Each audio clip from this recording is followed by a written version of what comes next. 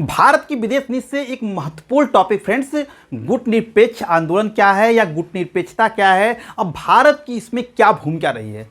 बहुत ही महत्वपूर्ण टॉपिक है, परीक्षा में आने की जिसकी बहुत संभावना है। इसी विषय पर आज हम लोग इस क्लास में जानने और समझने का प्रयास करेंगे और 200 शब्दों की सीमा के भीतर जो है इस प्रश्न को लिखने का प्रयास करेंगे कि वास्तव में गुटनिरपेक्षता क्या है और भारत की गुटनिरपेक्ष आंदोलन में क्या भूमिका रही है। प्रश्न पर आगे बढ़े फ्रेंड्स, इसके पहले ये चैनल पर पहली बार है तो चैनल को सब्सक्राइब करके बेल आइकन का बटन दबा लीजिएगा। तो आइए फ्रेंड्स, नंबर को पक्का करते हैं, चलते हैं कंप्यूटर स्क्रीन पर और देखते हैं कि 200 शब्दों की सीमा के अंदर इस प्रश्न का बेस्ट उत्तर कैसे लिख सकते हैं।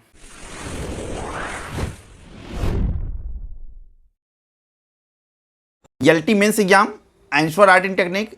देखिए फ्रेंड, दीर्घवृत्ति का प्रश्न ये भी है और जिसके लिए कुल निर्धारित अंक है 12, समय 9 मिनट और अधिकतम शब्दों की सीमा है 200। प्रश्न है फ्रेंड्स कि गुटनिरपेक्ष आंदोलन क्या है, भारत की इसमें क्या भूमिका रही है।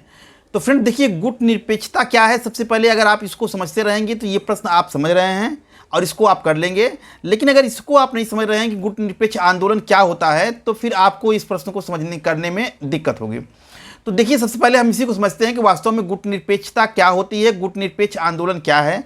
तो देखिए, जब भारत आज़ाद हुआ 1947 में तो उसके समक्ष जो है एक चुनौती सबसे बड़ी ये थी कि उस समय विश्व में जो उपस्थित दो गुट थे उन दोनों गुटों में से किस गुट में सम्मिलित हो। कौन से गुट उपस्थित थे? तो आप जानते हैं कि 1945 से लेकर के 1991 तक का जो समय है वो विश्व इतिहास में शीत युद्ध के नाम से जाना जाता है। 1945 से लेकर के 1991 तक पूरा विश्व जो है एक तरह से दो गुटों में बटा हुआ था।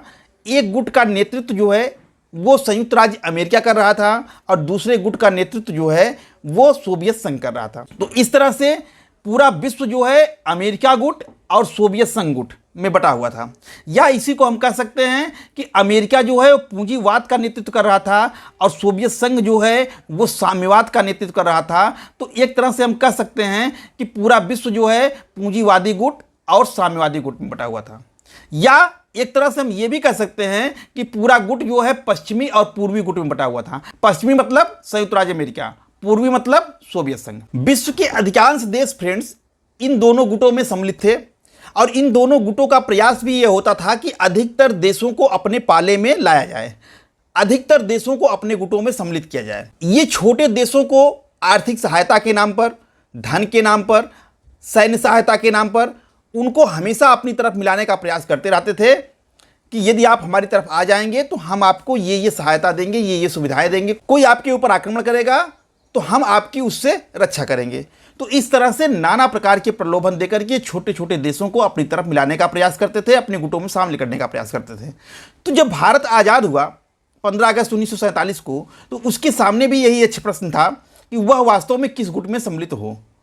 तो उस समय भारत की कंडीशन ये थी फ्रेंड्स कि इसको जो है सभी देशों की सहायता की जरूरत थी। भारत यदि अमेरिकी गुट में सम्मिलित हो जाता तो सोवियत संघ उसका शत्रु हो जाता और उसको सोवियत सहायता नहीं मिलती, और इसके विपरीत यदि सोवियत संघ के गुट में सम्मिलित हो जाता तो उसको अमेरिका की सहायता नहीं मिलती और अमेरिका जो है भारत का शत्रु हो जाता। तो इस तरह से भारत के सामने जो समस्या थी उसका समाधान पंडित जवाहरलाल नेहरू जो उस समय प्रधानमंत्री थे तो उन्होंने ये निकाला कि भारत जो है दोनों गुटों में से किसी भी गुट में सम्मिलित नहीं होगा, वो अपना स्वतंत्र विदेश नीति बनाएगा, वो महाशक्तियों के इस संघर्ष में नहीं पड़ेगा। क्योंकि हम छोटे देश हैं, महाशक्तियाँ तो अपना निकल जाएंगी लेकिन हम उसमें पिसेंगे। तो इसलिए भारत ने यह डिसाइड किया कि वह दोनों गुटों में से किसी भी गुट में सम्मिलित नहीं होगा, बल्कि अपना एक स्वतंत्र अस्तित्व बनाए रखेगा। अब उसकी अपनी एक स्वतंत्र विदेश नीति होगी जिसके ऊपर किसी का दबाव नहीं होगा। और ऐसे देश जिन्होंने दोनों गुटों में से किसी भी गुट में सम्मिलित नहीं हुआ, ऐसे देशों के संगठन को गुट निरपेक्ष संगठन कहा गया। इनके आंदोलन को गुट निरपेक्ष आंदोलन की संज्ञा दी गई। तो प्रश्न आज का फ्रेंड्स वही है कि गुटनिरपेक्ष आंदोलन क्या है, भारत की इसमें क्या भूमिका रही है। तो देखिए फ्रेंड्स, शुरुआत हम भूमिका से करते हैं। तो यहाँ भूमिका दिया गया है कि गुटनिरपेक्ष आंदोलन उन देशों का संगठन है जिन्होंने शीत युद्ध के दौरान अमेरिका और सोवियत संघ के किसी भी शक्ति गुट में शामिल हुए बिना स्वतंत्र विदेश नीति अपनाने का निर्णय लिया। इसका उद्देश्य था कि विश्व में शांति रहे, स्वतंत्रता रहे, विकास को बढ़ावा देना था। नाम मतलब गुटनिरपेक्ष आंदोलन का ही जो है इंग्लिश में शार्ट नेम है, यहाँ दिया गया है नाम। इसकी स्थापना जो है 1961 में बेलग्रेड में हुई थी। ठीक है, तो छोटी सी भूमिका देने के बाद अब हम आगे चलते हैं। देखिए यहाँ लिखा है गुटनिरपेक्ष आंदोलन का अर्थ। पहले क्या होता है इसको समझते हैं। गुटनिरपेक्षता का अर्थ तटस्थता नहीं बल्कि राष्ट्रीय हितों के आधार पर स्वतंत्र निर्णय लेने की नीति है। कुछ लोग ये कहते हैं कि गुटनिरपेक्ष आंदोलन का अर्थ जो है तटस्थ रहना। तटस्थ मतलब कि ना हम इनकी तरफ रहेंगे ना उनकी तरफ रहेंगे, हम किसी के मामले में नहीं बोलेंगे।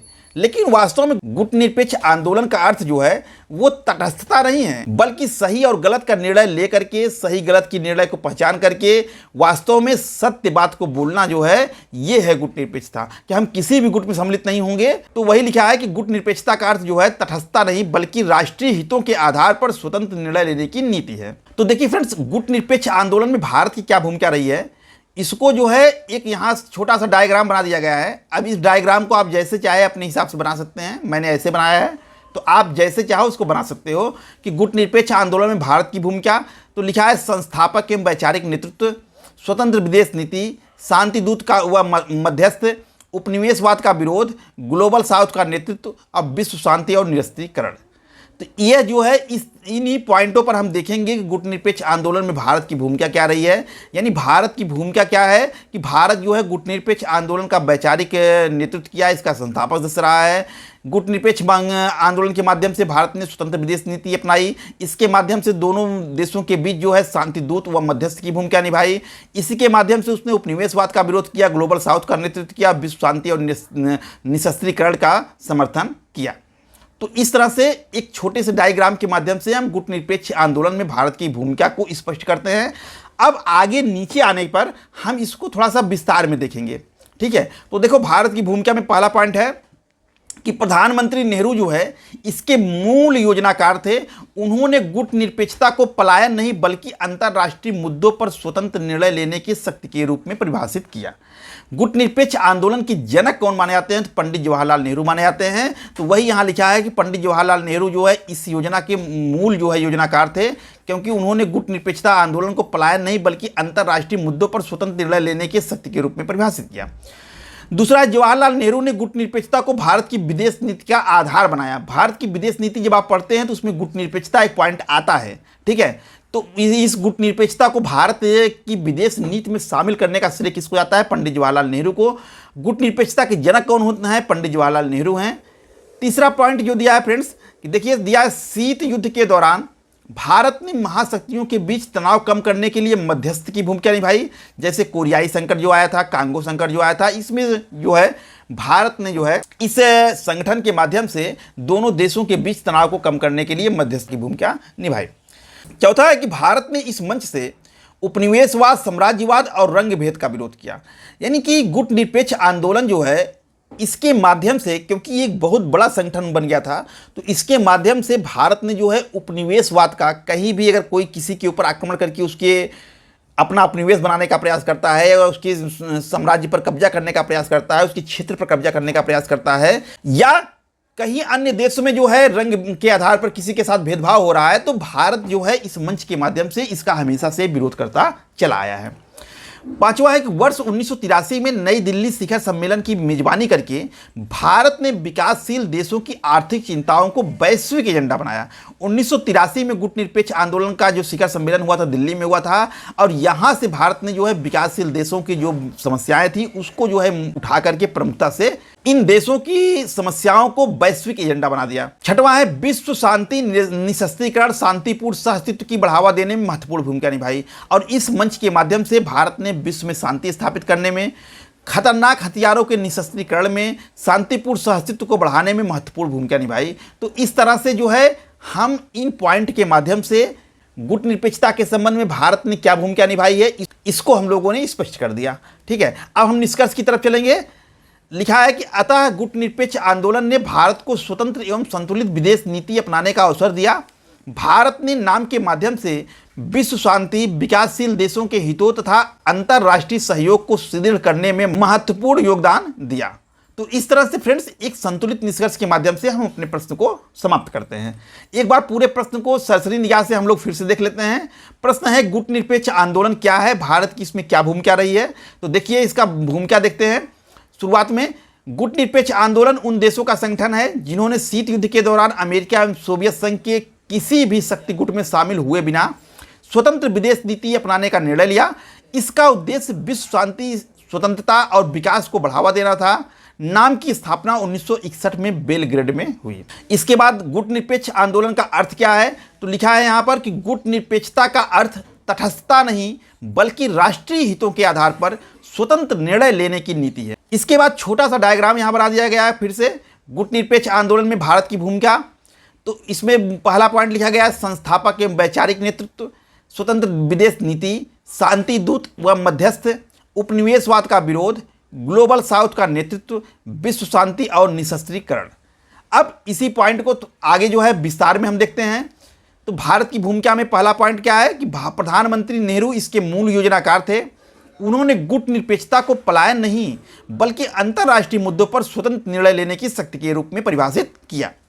दूसरा है कि जवाहरलाल नेहरू ने गुटनिरपेक्षता को भारत की विदेश नीति का आधार बनाया। और तीसरा है फ्रेंड्स कि शीत युद्ध के दौरान भारत ने महाशक्तियों के बीच तनाव कम करने के लिए मध्यस्थ की भूमिका निभाई, जैसे कोरियाई और कांगो संकट के समय। चौथा है भारत ने इस मंच से उपनिवेशवाद, साम्राज्यवाद और रंग भेद का विरोध किया। पांचवा है कि वर्ष 1983 में नई दिल्ली शिखर सम्मेलन की मेजबानी करके भारत ने विकासशील देशों की आर्थिक चिंताओं को वैश्विक एजेंडा बनाया। छठवां है विश्व शांति, निशस्त्रीकरण और शांतिपूर्ण सहअस्तित्व को बढ़ावा देने में महत्वपूर्ण भूमिका निभाई। और अंत में निष्कर्ष लिखते हैं। निष्कर्ष में बताया गया कि अतः गुटनिरपेक्ष आंदोलन ने भारत को स्वतंत्र एवं संतुलित विदेश नीति अपनाने का अवसर दिया। भारत ने नाम के माध्यम से विश्व शांति, विकासशील देशों के हितों तथा अंतर्राष्ट्रीय सहयोग को सुदृढ़ करने में महत्वपूर्ण योगदान दिया। तो इस तरह से फ्रेंड्स 200 शब्दों की सीमा के भीतर जो है यह प्रश्न समाप्त होता है। और मुझे उम्मीद है कि इस प्रश्न के माध्यम से आपको जो कुछ भी बताने और समझाने का प्रयास किया गया वो सब कुछ आपको समझ में आया होगा और ये क्लास आपको अच्छी लगी होगी। फ्रेंड्स, क्या आप टीजीटी सामाजिक विज्ञान, पीजीटी सिविक्स या पॉलिटिकल साइंस से नेट जेआरएफ की तैयारी करना चाह रहे हैं? तो बिना देरी किए हुए प्ले स्टोर पर जाइए और जायसवाल वर्चुअल क्लासेज के ऐप को डाउनलोड कीजिए। ऐप डाउनलोड करने के लिए प्ले स्टोर में जाकर के टाइप कीजिए जायसवाल वर्चुअल क्लासेज और सर्च कीजिए। आपको कुछ इस तरह से इंटरफेस खुल के सामने आएगा और वहाँ जायसवाल वर्चुअल क्लासेज का आपको लोगो दिखाई दे रहा होगा। उस पर क्लिक कीजिए और लोगो सहित जायसवाल वर्चुअल क्लासेज लिखा हुआ कुछ इस तरह का इंटरफेस आपके सामने आएगा।